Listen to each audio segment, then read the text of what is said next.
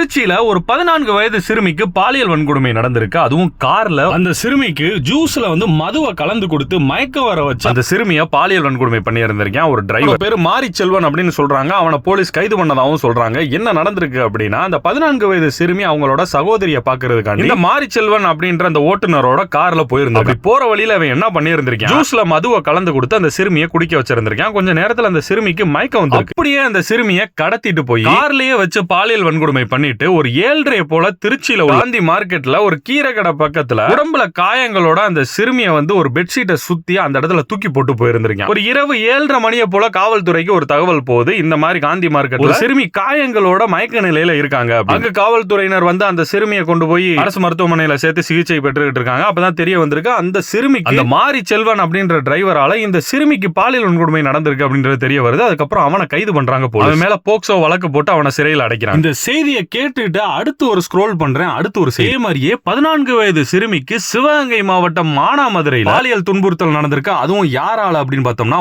ஊர்காவல் படையை சேர்ந்த ஒருத்தவனால. அவன் பேரு சதீஷ் அப்படின்னு சொல்றாங்க. அந்த ஊர்காவல் படையில பணியாற்றிட்டு இருக்க சதீஷ் அப்படின்றவன் அவனோட நண்பர் வீட்டுக்கு போயிருக்கான். அங்க அவனோட நண்பர் வீட்டோட பக்கத்து வீட்டுல இருந்த தனியா இருந்த ஒரு 14 வயது சிறுமிக்கு வீட்டுக்குள்ள போய் அந்த சிறுமியை பாலியல் தொல்லை பண்ணிருந்திருக்கேன். அந்த ஈனவன் பண்ண பாலியல் துன்புறுத்தல்ல அந்த சிறுமிக்கு உடற்காயம் ஏற்பட்டு அந்த சிறுமி வலி தாங்க முடியாம கத்தி அலறி சவுண்ட் கேட்டோடனே அக்கம் பக்கத்தினர் அந்த வீட்டுக்கு சிறுமியை மீட்டு இவனையும் காவல்துறையிட்ட ஒப்படைக்கிறாங்க. ஆளுமன் போலீஸ் ஸ்டேஷன்ல இருந்து இவன் மேல போக்சோ உள்ளிட்ட வழக்குகள் பதிவு செஞ்சு இவனை கைது பண்ணிட்டு போய் விசாரணை நடந்துகிட்டு இருக்கு. இவன் எதுல வேலை பார்க்கறான்னா, ஊர்காவல் படையில வேலை பார்த்துட்டு இருக்கான். இதுக்கு முன்னாடி போட்ட நிறைய பாலியல் வன்கொடுமை வீடியோக்கள் எல்லாம் சொல்லியிருந்தேன். பெண்களுக்கு பாதுகாப்பு இல்லைன்றதை தாண்டி பொண்ணுன்னு எழுதி இருந்தாலே இங்க பாதுகாப்பு இல்லை அப்படின்ற மாதிரியான நிலைமை வந்துகிட்டு இருக்கு. ஏன்னா சின்ன குழந்தை, அதாவது 3 வயசு 4 வயசு குழந்தையில இருந்து 80-85 வயசு மூதாட்டிகள் வர இங்க சேஃப்டி இல்லை. ஒத்துக்கிற மனசு இல்லைனாலும் அதான் நெசம்.